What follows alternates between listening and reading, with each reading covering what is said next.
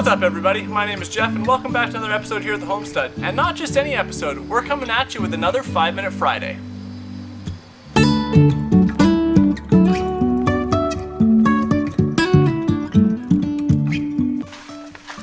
So it's been a while since we've had a 5-Minute Friday here on the channel, and we're coming to you from one of our active sites right now where we're completely redoing this backyard.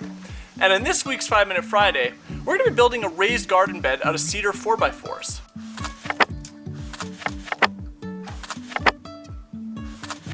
I am going to be building this planter with outside dimensions of 95 inches by 47 inches. This lets me clean up the manufactured cut ends, as well as account for the thickness of my saw blade when cutting without losing too much material.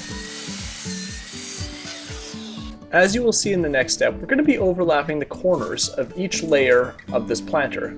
Thus, not every layer is going to have the exact same dimensions. Layer 1 and Layer 3 will have the same measurements for the boards, but Layer 2 will be slightly different.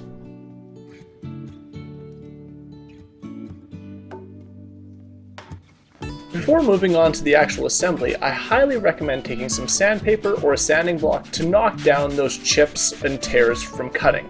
After all, this is going to be a garden bed, and the last thing you want is to get a bunch of slivers while you're working in the garden.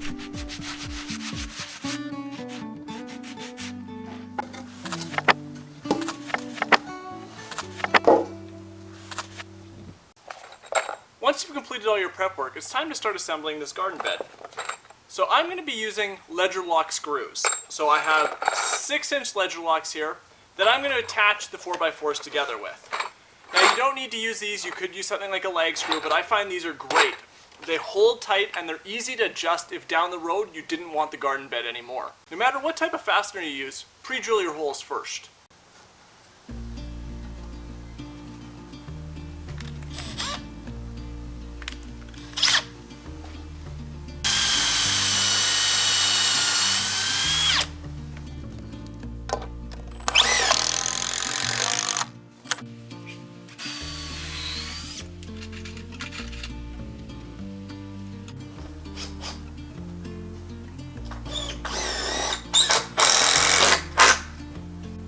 Once my first layer is tightly screwed together, I can begin setting out my second layer.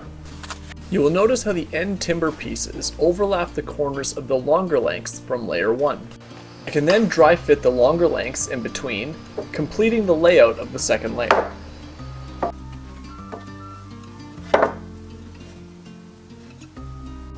Before attaching the second layer, I grab my speed square and make sure that all of the corners on that first layer are square. I do this because once I start attaching my second layer to this planter, I'm going to lock the shape in place. I start out by fixing my second row of 4x4s down to the first layer. A good trick is to use the edge of your speed square to make sure that your edges are all perfectly aligned, giving you a nice professional finished look. Once all of the 4x4s of this second layer are fixed down in place, I can go ahead and pull the corners tight together as well.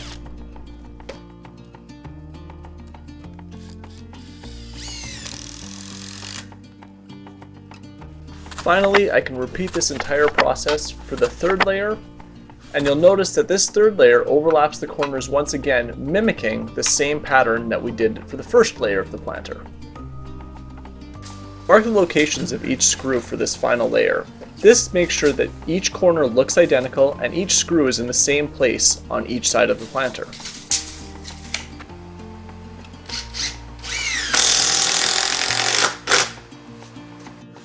The grading at this particular job site is sloped to allow for drainage, so I want to take a minute to make sure my planter is level before filling it with garden soil.